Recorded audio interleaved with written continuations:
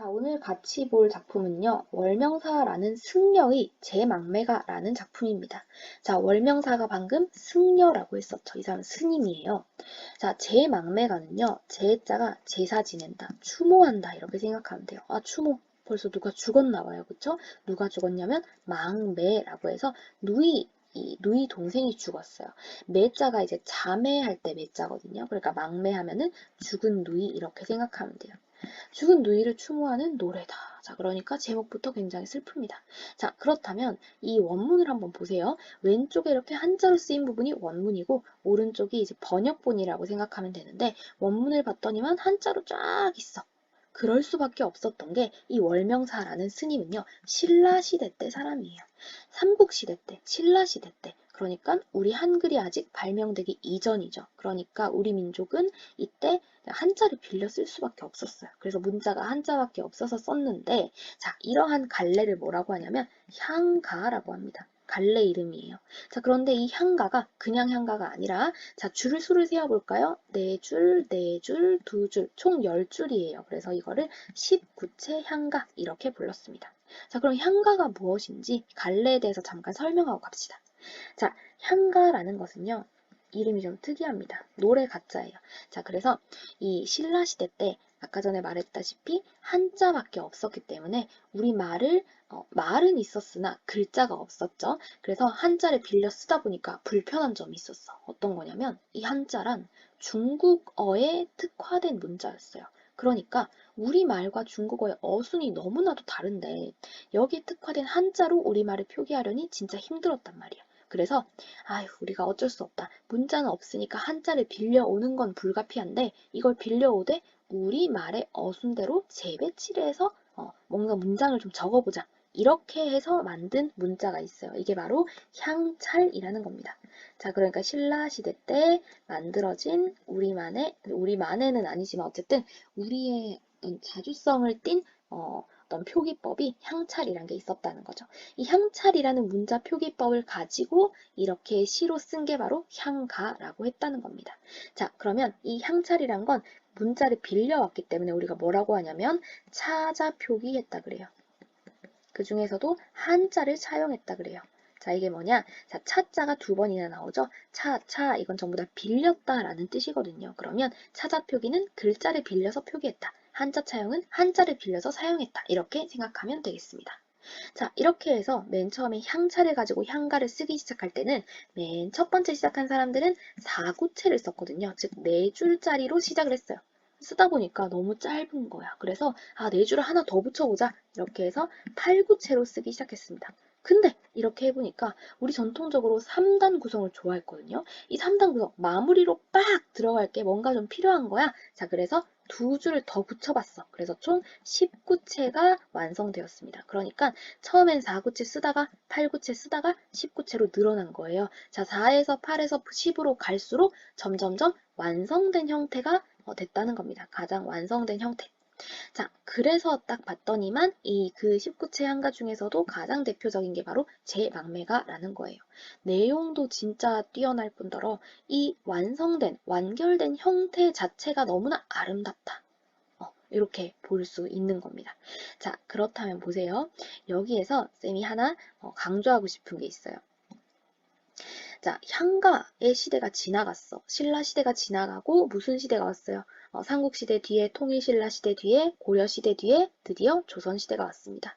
자, 고려시대 말부터 조선 내내 인기를 끌었던 어떤 장르가 하나 있어요. 그게 뭐냐면 시조예요, 시조. 잘 안 보이네. 자, 시조는 여기다 써볼게요. 시조라는 장르가 있었단 말이야. 자, 그럼 향가가 유행했을 때부터 시조가 나오기까지는 꽤 오랜 시간이 걸렸겠죠. 자, 그런데 학자들이 이제 시조를 연구를 했단 말이에요.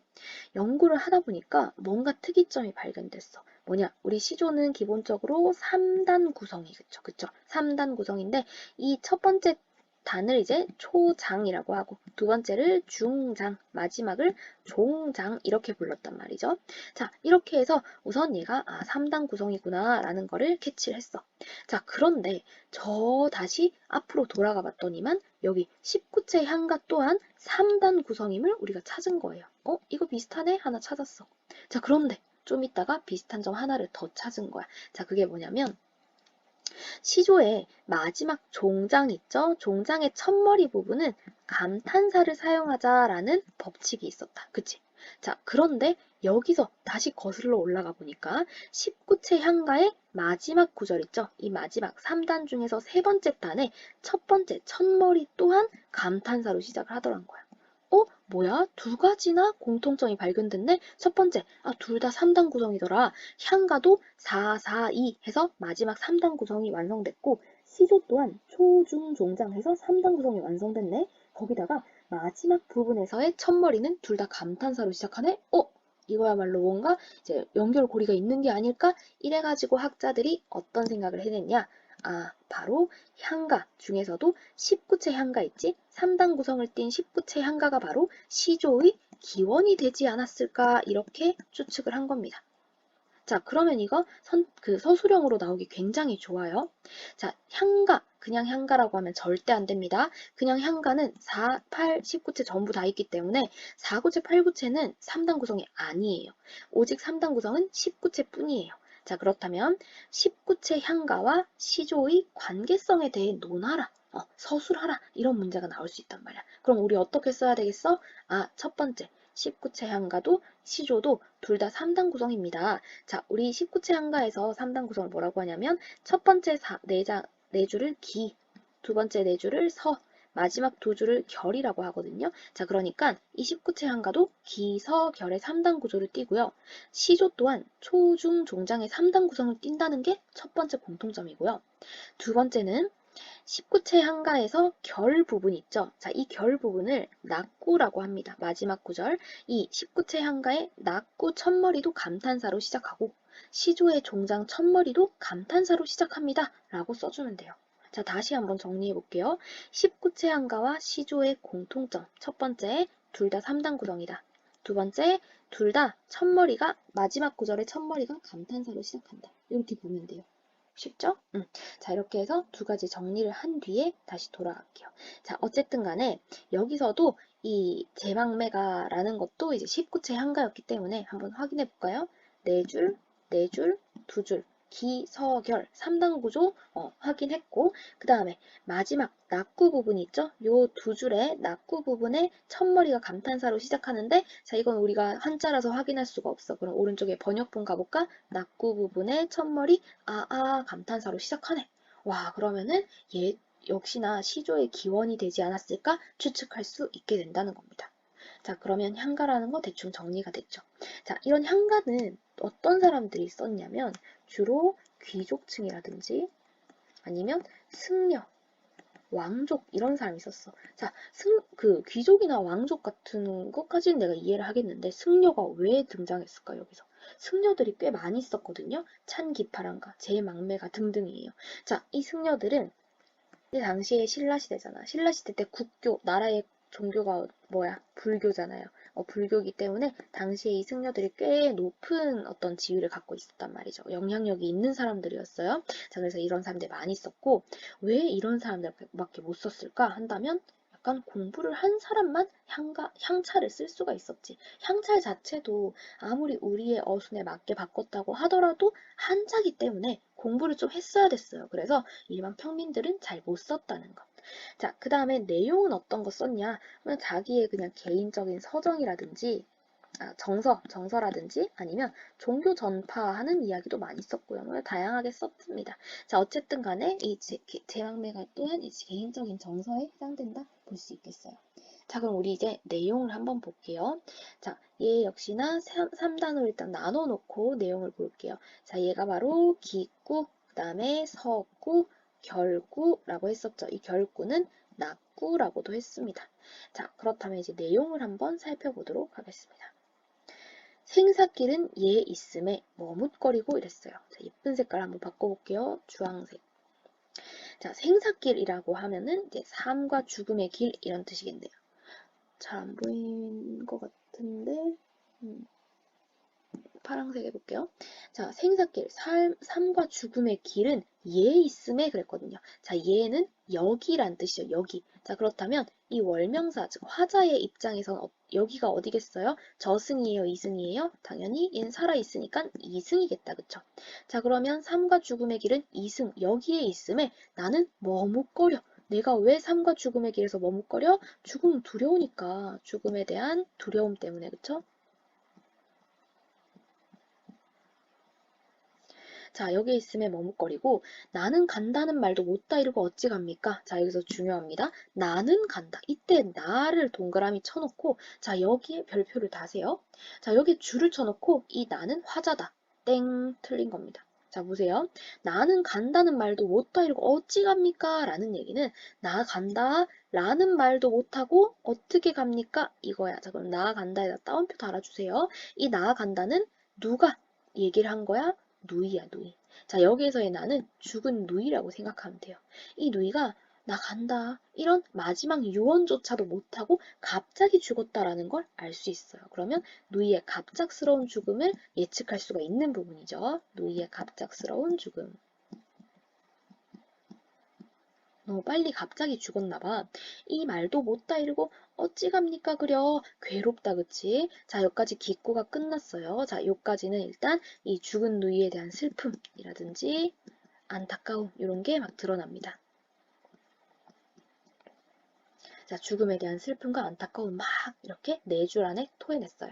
자, 그 다음 보세요. 석구를 보니까 어느 가을에 이른 바람에 이에 저에 떨어질 잎처럼 그랬어요. 자, 이파리가 떨어졌어. 그렇다는 것은 누이가 죽었다라는 거를 지금 암시하는 거죠. 자, 떨어질 잎이라는 것은 죽은 누이를 비유하는 표현이라고 생각하면 됩니다. 자, 그러면 이 죽은 누이가 이에저에 떨어졌네 라는 이에저에라는 것은 여기저기에 이렇게 생각하면 돼요. 여기저기에 떨어진 잎처럼 누이가 죽었어. 자, 그런데 이 이파리를 이 누이라고 한다면 이 이파리를 떨어뜨린 이 바람 있지. 이 바람이란 누이를 죽게 한 원인이겠죠.